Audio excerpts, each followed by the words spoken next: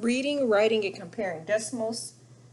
So we want to compare 99 hundredths to 0 and 139 thousandths. So if we align our decimals in place values, so we got 99 hundredths, and then right underneath we have the ones place lined up with the ones place. The 1 needs to go in the tenths place, the 3 needs to go in the hundredths place, and the 9 needs to go in the thousandths place. So you always want to start comparing with your highest place value.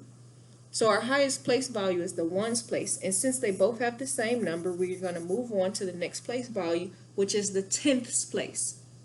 So in the tenths place, which is this place value here, right next to the decimal point, in the tenths place we have a 9 for 99 hundredths, and we have a 1 in 139 thousandths.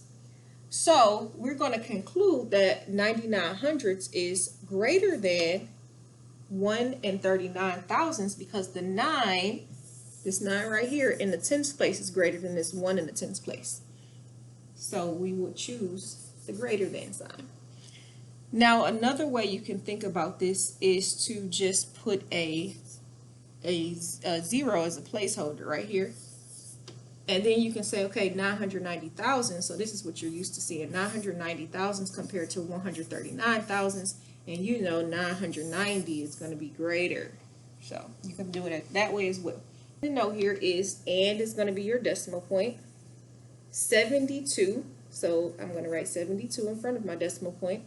And it says 46,000. So remember, 1,000, the number 1,000 has 1, 2, 3 numbers. So I need 3 numbers after the decimal.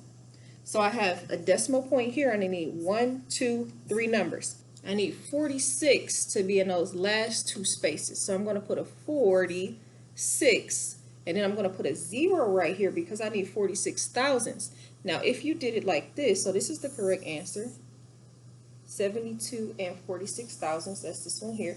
This one is incorrect because this is 72 and 46 hundredths. Remember, 100 has 2 zeros. So if you only have 2 numbers after the decimal, that's saying 46 hundredths, and the question asks for 46 thousandths. The next question, how is the following decimal number read? So remember, we have our decimal point right here. So we have 99, then we have our decimal point, and that's going to be our word and then we have a 9 after the decimal point. So to think about this number, in front of the decimal we just have 99. So we would say 99. So that automatically eliminates A. It's 99 and. So we have 99. This one does not even have and, so that's not even talking about decimals. This one says 99 and, so this could be a possible answer choice. This one right here. And this one says 99 and. So this could be a possible answer choice. So we've eliminated 2 answer choices. So let's go back to our drawing board. We have to pick between one of these answers.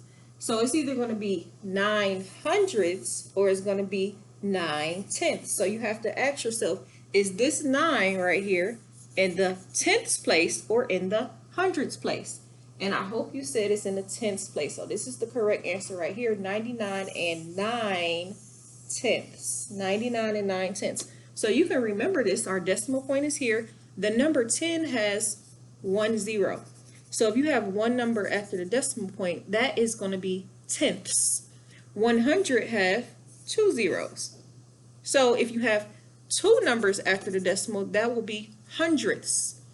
And then remember, 1,000 has 3 zeros. So if you have 3 numbers after the decimal, you would say thousandths, and so forth, and you can keep going. The next place value will be 10 thousandths, and so forth.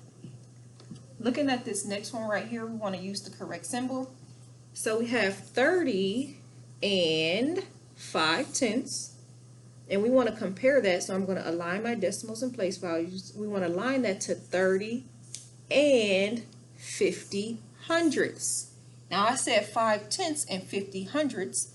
But if I put a 0 right here as a placeholder, these 2 numbers are exactly the same, which means they are equivalent. So because they have the same number in the tens place They have the same number in the ones place, they have the same number in the tens place, and they have the same number in the hundreds place.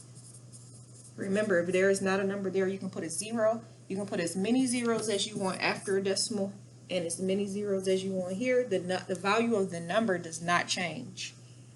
These are just placeholder zeros, placeholder zeros. The number is still the same.